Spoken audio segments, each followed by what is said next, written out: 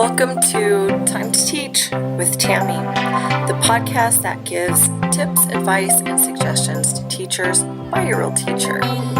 So sit back and enjoy, and oh yeah, don't forget to subscribe.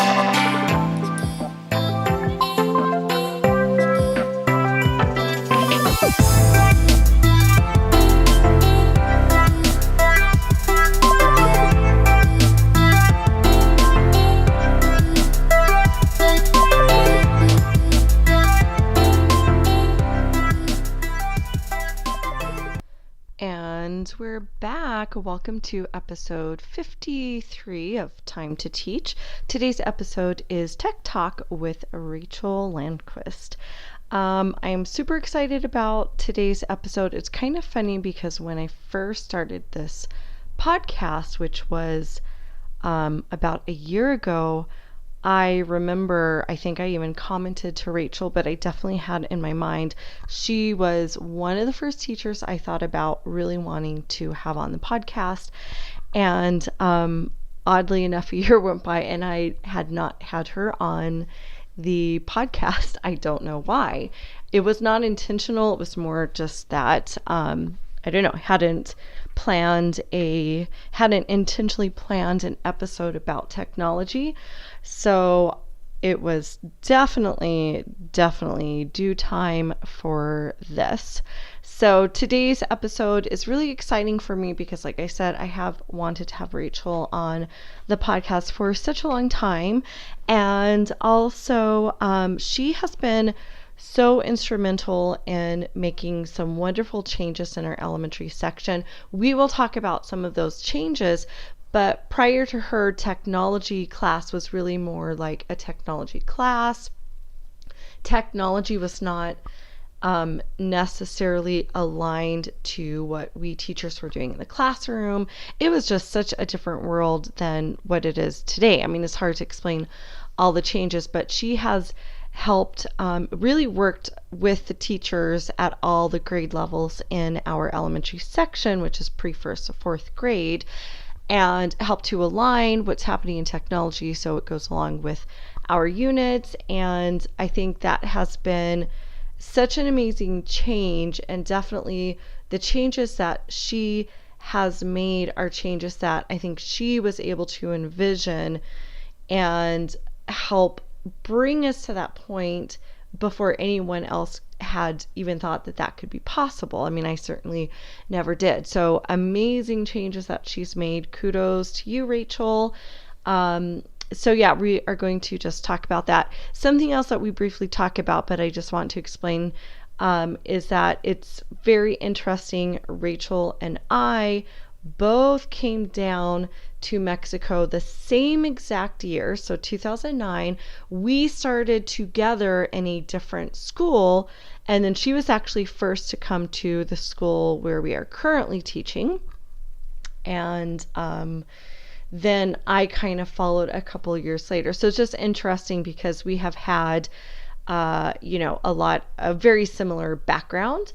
And also it's a rarity that teachers really stay this long. She is one of the only teachers still here from that same year. I think she and I were talking not too long ago trying to figure out, and I think she came up with one other name of a teacher who's still here. So I don't know if there are others who I'm not thinking of, but typically teachers come and they stay for a few years and then they go. So to have another teacher still be here in that same, since I've been here so long, it's just a rarity. So it's it's a similar background that we have, so it's kind of special and neat. So so today we're just really going to be talking a bit about technology. Rachel is going to share some of her experience, how she incorporates technology, and some of the changes we've gone through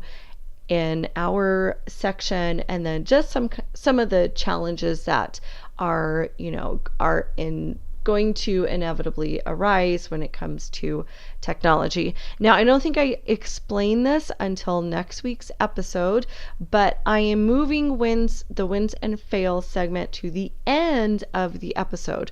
Because I batch episodes, sometimes it's hard for me to remember when I've explained things. I think I explained that next week. But in any case, either next week or last week I explained it. I really don't know. But I will in an episode explain why. But yeah, so you can find the wins and fails at the end of today's actual episode. So with no further ado, let's get started. Okay, so with us today we have the one and the only Rachel Lanquist. Rachel, would you introduce yourself to the audience so they know a little bit about you? Sure. Hi everyone, I'm Rachel. I usually go by Miss Rachel. It hasn't been very often that I've even been used my last name. I like that more informality. But my background is as such. Tammy and I have a interesting background that we share together, where I came down to Mexico 9 years ago. So I'm originally from Minneapolis area in Minnesota in the US. I love it. Anyone who knows me knows that I really have a heart for Minnesota. Yes, she does. I can confirm that. This is all true. So even though I've been living in Mexico, I still call Minnesota home. So I've been down in Mexico for 9 years. I have experience in teaching second grade, third grade, as a technology educator, also as a technology specialist, instructional specialist. So I have worn a variety of hats as far as teaching goes. Tammy, you and I came down together 9 years ago. We actually taught at the first school in Mexico together, and now we're at a different school together. So we have a very similar background, which is, I think, what I really appreciate about our background. So currently I'm in technology as a technology educator. I have over 500 students that I see every day, and love what I do. I also work to support teachers as well in how to use technology, how to implement more technology into curriculum. And my goal has really been, how can we transform learning using technology? So getting away from using computers as those objects that are there, they're expensive, so we have to use them, to how can we take learning and make it even higher quality because it's being incorporated into lessons, into curriculum. So really what I do is I try to enrich, introduce, deepen any learning experience that's already there. So not making anything new, just trying to enhance that experience for our students. That's fantastic. That's a great segue into one of the things that I kind of wanted to talk about, is that whole technology piece. I love what you're saying about using it to enhance, because I know, especially as a teacher who maybe is not as knowledgeable in technology as you are, Miss Rachel, sometimes it's, how do I use this piece of technology? And I know it's not supposed to be that way. It's supposed to be, what am I currently doing and how can it be enhanced with technology, right? We're not just trying to fit in the technology, it's really about enhancing it. So could you maybe share some ways that you go about that? Because I figure that for me is sometimes challenging, so I'm going to assume and or hope I'm not the only one with that struggle. Absolutely. I think what I feel that makes my path maybe different than the average maybe technology teacher or anything is that I come from a background where I actually really disliked technology growing up, which is kind of funny. I never would have imagined that. No, right? But I hope my dad may or may not be listening to this, but my dad, I find, is is a very intelligent person. And he actually had a lot of experience with more like information technology, the IT perspective.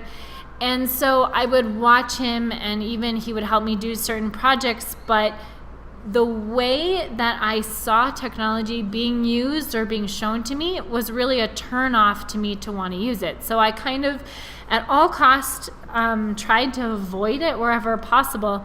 And then when I actually was student teaching in college, I was with an amazing teacher.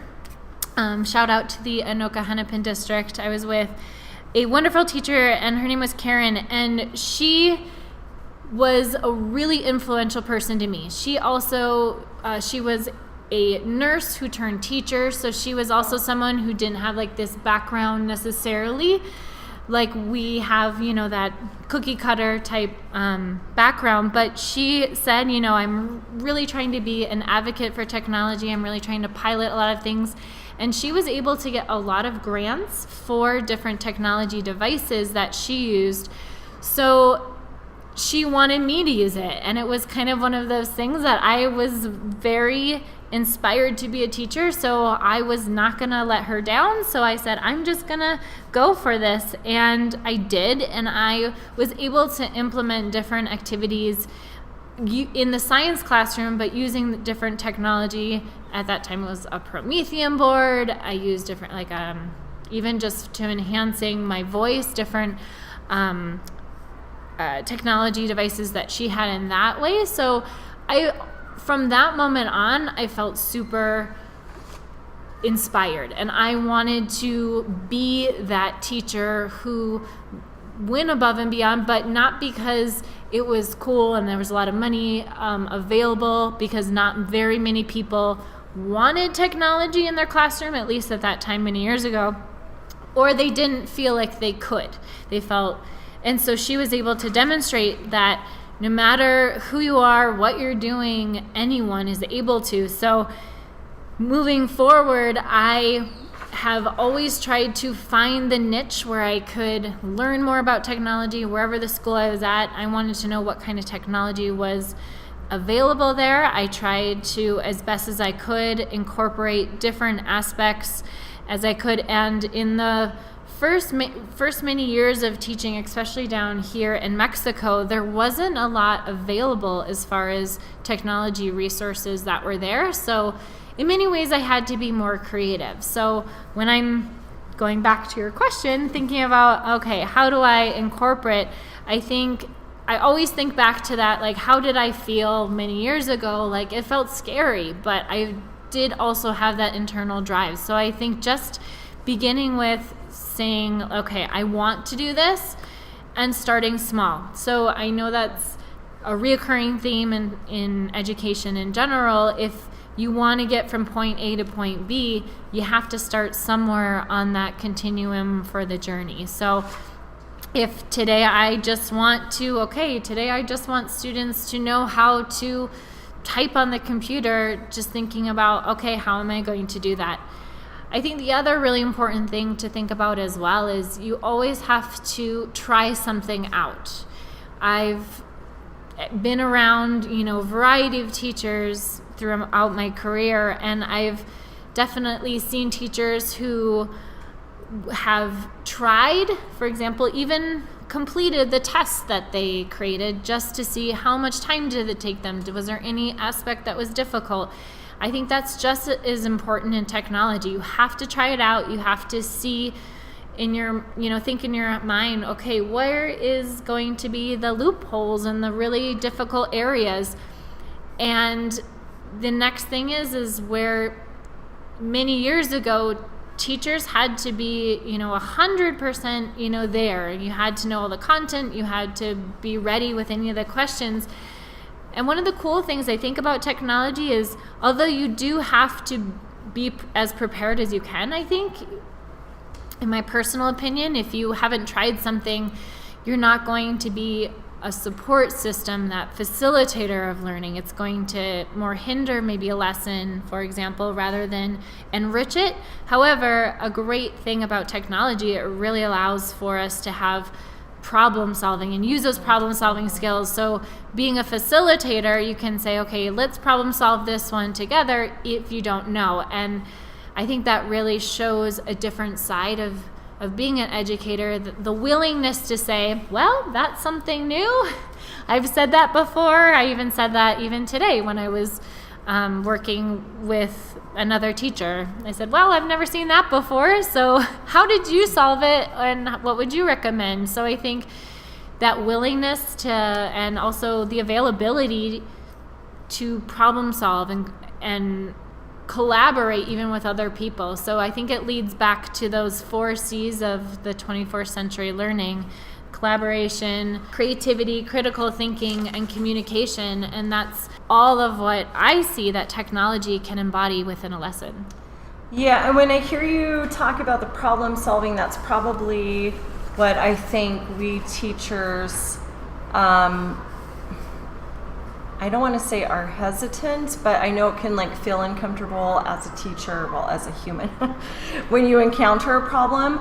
But it's what we teach our students, and we try to get them to problem solve. And I do actually think we could be better about not giving them answers to everything and letting them feel a little uncomfortable as they try to figure out what they're doing or the solution, or not just always giving them the answer, because I think that does hinder them.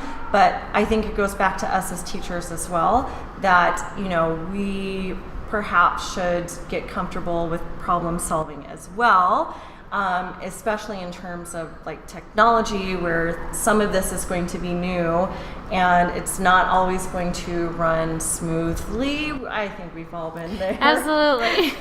And we just have to say, okay, this is kind of part of the journey. And I think, because I know for me, that's the part where it can feel super frustrating, something Totally. I just don't understand, or I'm trying to figure out, and then on the spot it's oh, how do we do this? But I think if we can get to a place where we feel more comfortable, that will benefit us as teachers who implement technology, and then of course for our students as well. I wanted to ask you now, is this just only older students can use technology? Oh, I like how you're smiling when you say that, because you know how I feel about this. Absolutely not. I feel from a Just very young kidding. age that students our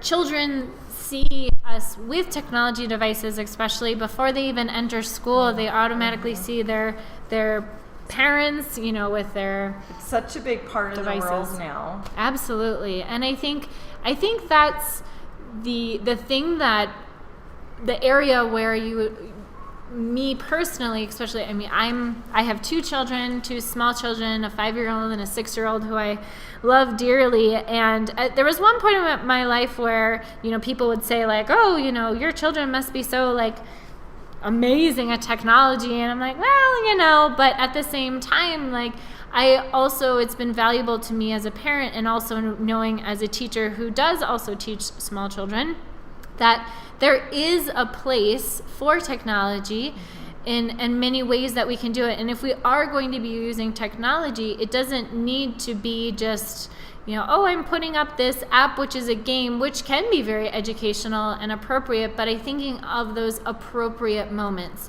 One idea I think of especially, that could be for even those, 3, 4, 5-year-olds, that preschool age, for example, is kids love to take pictures and to have their pictures taken. And so something that students at that age love to do is take pictures, and giving them that ability to take pictures. And then where I would incorporate that next added layer is talking about permission. Asking students, oh, may I take your photo? And having students ask permission when they're taking someone else's photo. So now we've added the area talking about credit. Who owns a photo? And also we want to have someone's permission when we're using a photo or taking a photo. And that can be something very simple, very easy that we can do at those younger ages. To talk very simply about digital citizenship. How do I use this device? How do I take care of this device? And you do a lot of that with our students being the pre-first students. Absolutely. Too. Maybe, do you want to share with the audience some of how you teach the digital citizenship? Sure. Digital citizenship and coding, we can get there too, are two areas that has been a very big passion of mine. Moving into the role, when I moved out of the specific classroom to the role as an educator. So digital citizenship, for those of you who might not be as familiar, although it's kind of one of those pop culture words now in technology, but it's how do I act using a device, using the internet, anything that is digital. So for example, I start off all students, starting in our pre-first, which is similar to like kindergarten, all the way through the rest of elementary.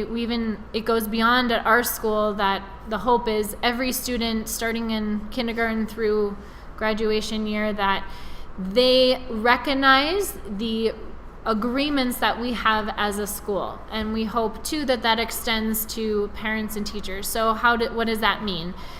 We have these agreements we call a responsible use agreement. So I've been able to put that agreement into more language for kids-friendly version. So I'm only going to go places that are just right for me. I'm going to ask an adult in order to use technology, whether I'm at home or I'm at school, and I'm only going to talk to people that I know. So that's what we start off very simply in those younger years, and then it expands beyond that. Like how do I go to the different places? How do I make those judgments to know if this place is appropriate for me? And going beyond having conversations with students, especially in the older grades, and talking about why might certain places not be right. And it doesn't have to be in a negative, like this is a self-harming way, but really talking about, I want reading level that is appropriate for my age and appropriate for me, and there are places that the reading level just is not there. So little things like that kind of span, but really having those conversations, and you really learn that what might be some misconceptions students even have about the internet or using a device, like, oh, okay, they're not trying to stop me, but they're really trying to help me to make my life easier and better and more fun. Also with the younger kids, we talk about just like the uses.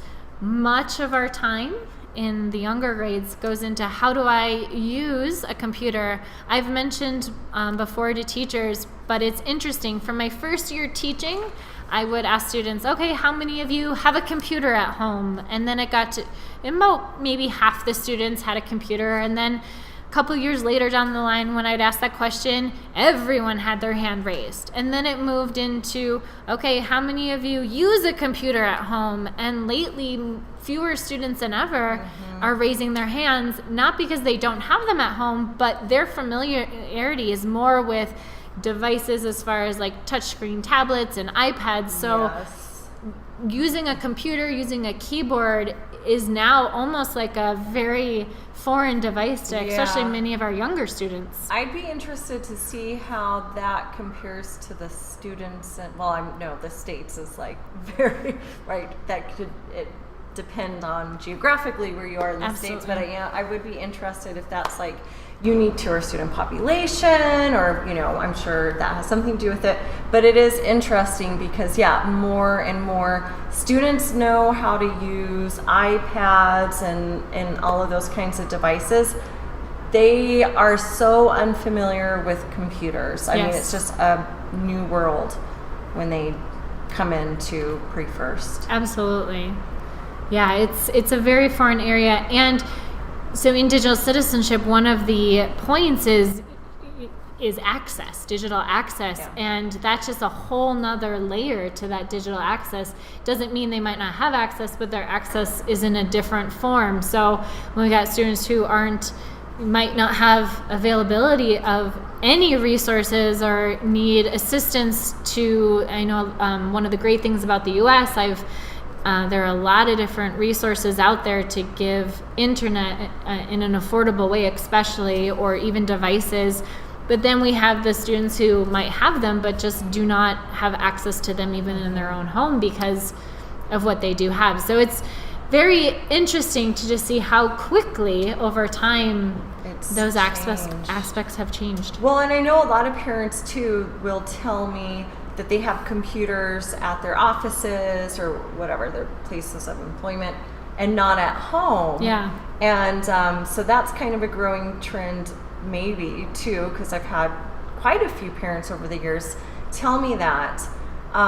So it's interesting where they just, I think, have made that decision to not have one at home because they have all these other devices. Yeah, and that's Super like in my interesting. family as well. My children, when my daughter first started getting homework, I was like, oh, okay, I had to get out my work laptop versus just the desktop computer that I had when I was growing up. Yeah. So definitely different.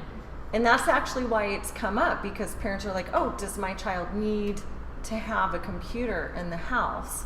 Because I have one at the office and not here. So that's where that has actually come up because of the homework. Yes. And then they start seeing they're doing more and more on the computer. Well, not so much in pre-first, but like we communicate a lot through there, and Yeah. as kids and everything. You work a lot with teachers, at least in terms of planning and trying to, incorporate the themes, because I've talked many times about our unit themes. So in that sense, you work with the teachers as well. I just want to ask you, have you experienced any challenges in terms of technology? And I don't know if you've seen anything, like what would be difficult for a teacher in terms of incorporating technology? And I'm only asking this in terms of like what's challenging, so maybe we can work on it. Yeah, embrace it exactly, put it and look at into the universe what's the truths that are there. Absolutely. So to give a little background, before I moved into this position, the class was more considered a computer class, where students would come, they would have their experiences on the computer, and then they would not come back for 6 days. We have a 6-day schedule. So what I really noticed personally before even knowing that this position was available was that moving up the SAMR model. So the SAMR model is something that I really look at a lot, to how can I move any skill, any lesson, any unit, anything you're doing that's incorporating technology, from just I'm replacing the skill from using, for example, pencil and paper, or making it on a poster versus making it on the computer, just that very simple skills, to really incorporating, as we were saying earlier, those problem solving and higher level order thinking that we see in Bloom's taxonomy. How do we get there? So one of the things I knew that would have to change is moving from just a computer skills class. Like, we all need to know typing. I think right now we can all agree upon that typing is a life skill, and it really does help you. I try to tell my students we start typing in first grade, because I know that teachers see that they want their kids to type things out. So, okay, if we're going to learn it, we're going to learn it correctly. But what was a large challenge was getting away from that, okay, I'm going to come, once a week, for example, to the computer lab. We'll have this experience that was really situated around what was happening in the moment that day. If there was a project that was happening, for example, that project ended up taking 3 months. Now, how often are you creating, for example, a diagram, and it's taking 3 months within your classroom? That's just not realistic, and that's pretty not detailed. true. Very, very detailed, or maybe not very detailed at all, because by the time you come back to it, you're trying to figure out, okay, what was I on again? What was I doing? Oh, we're still studying these animals, for example. And not that there's anything wrong with that, but we wouldn't ask students to begin to solve a math problem, tell them to stop, come back, okay, 6 days later, let's start again. Or same with, different aspects. We start things one day, we continue it the next day, and then maybe even a Monday through Friday. Okay, now we've wrapped up our unit. Next week we're moving on to a different essential question, for example. And that's what I really wanted technology to embody with curriculum that said, okay, instead of just starting something and it's just this standalone idea, or one person's idea of what needs to happen in curriculum, let's now take this and truly incorporate it. So that was a huge challenge. I know, as a person working with 25 other teachers, I had to really get everyone else on board, and not everyone was on board. Very few. I had about half the teachers on board.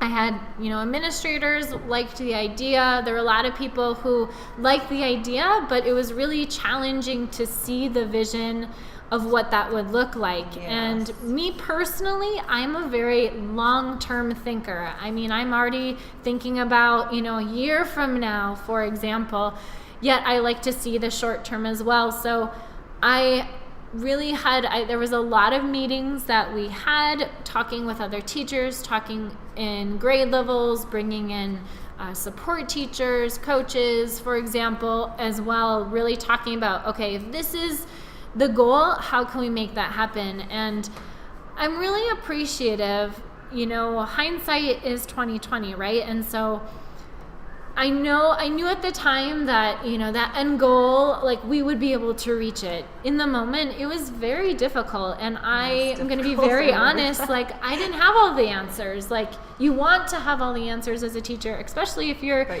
trying to guide other people. Yeah. You can't always have those answers. So working with other teachers and really validating the fears and concerns that teacher had was a challenge as well. So I think also the biggest thing you have to have in a position like that that I was in at the time is, one, you have to be willing to compromise on knowing, okay, what's important at this moment, even though I might know the long-term goal was this, what am I willing to compromise on? And I think when teachers see that you're willing to make some compromises, I think then they're willing to take one step forward or two steps forward as well, which is the great thing about that collaboration piece. Like, when you're working with someone else, you need to find that give or take, and then saying, okay, like, let's now reflect on this and being able to be honest. I think that's a very hard thing, being a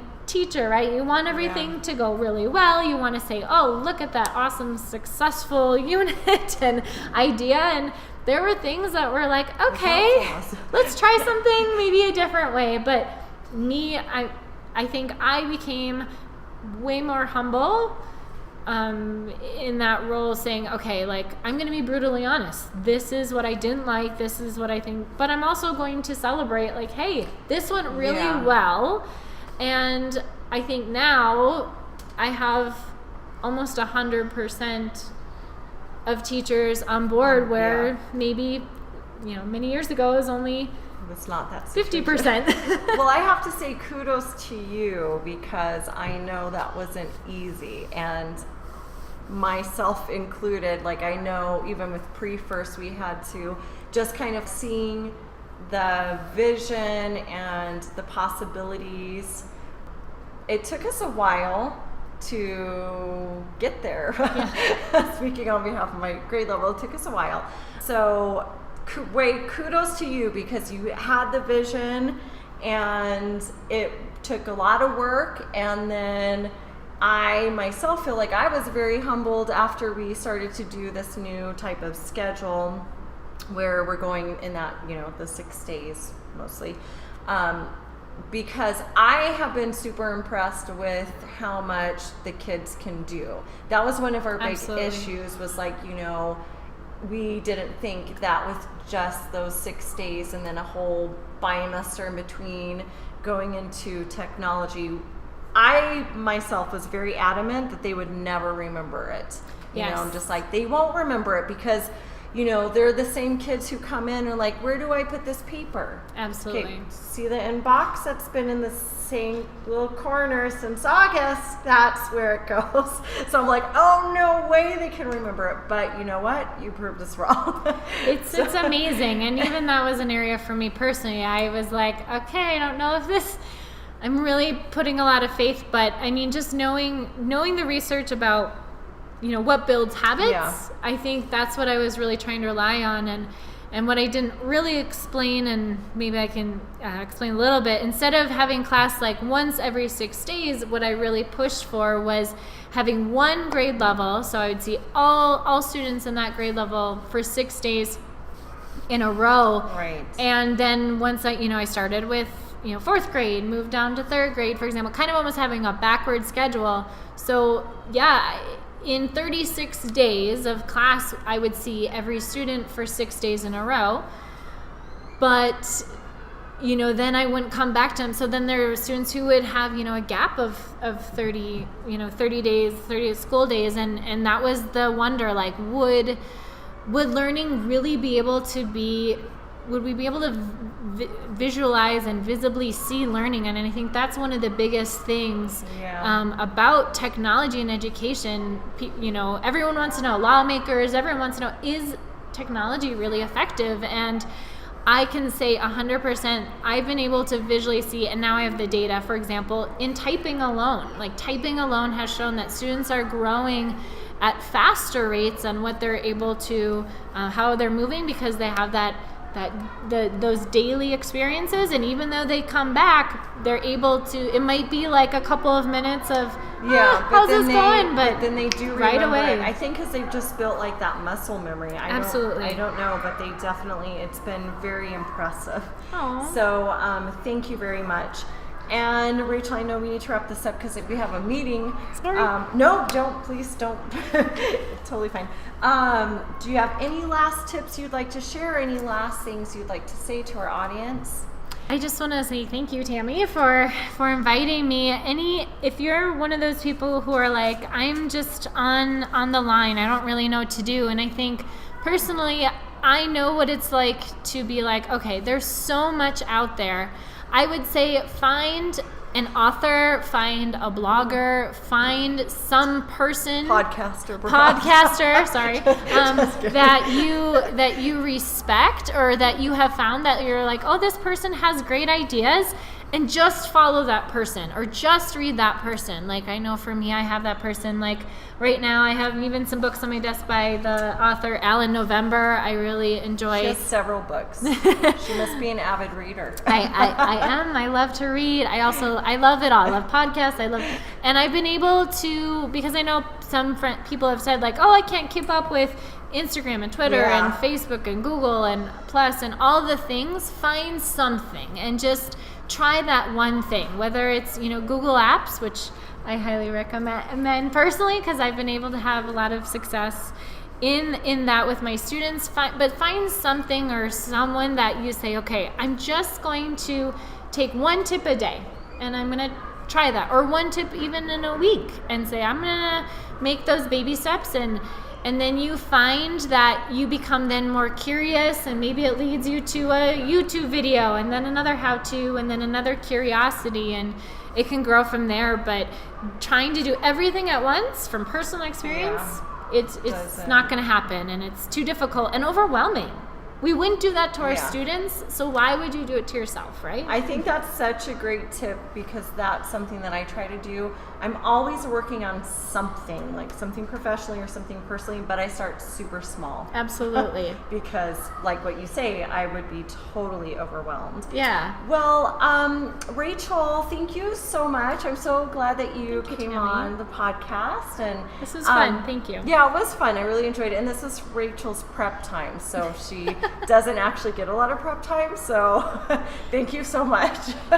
Being a technology teacher has made me very purposeful and using my time wisely. So, Well, thank you. Thank you. And that's it, you guys. Thanks so much for joining us. I hope you got a lot out of that. I really enjoyed talking to Rachel, and I've been watching her in action for so many years, and she's definitely very knowledgeable. And just sitting down and listening to her thoughts was definitely a confirmation of just how knowledgeable she is. And something that I love about Rachel is, you know how you have teachers who are very passionate and give more than 100%. Well, that is Rachel. Rachel is such a hard worker. She is just one of those teachers who, she's very self-driven. She's always just on top of things. She's an amazing teacher. She's one of those teachers who she is always going. She's envisioning things. She's making things happen. And I'm not saying that every teacher has to be like that. I understand that there's different levels of teaching.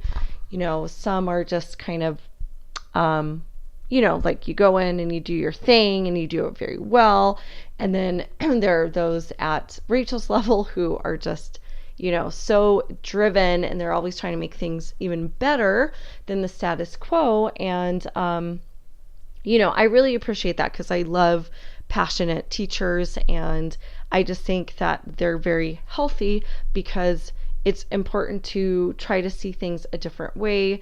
And it's really important, especially in education, where education can remain unchanged for so long. It's such a slow moving engine, really.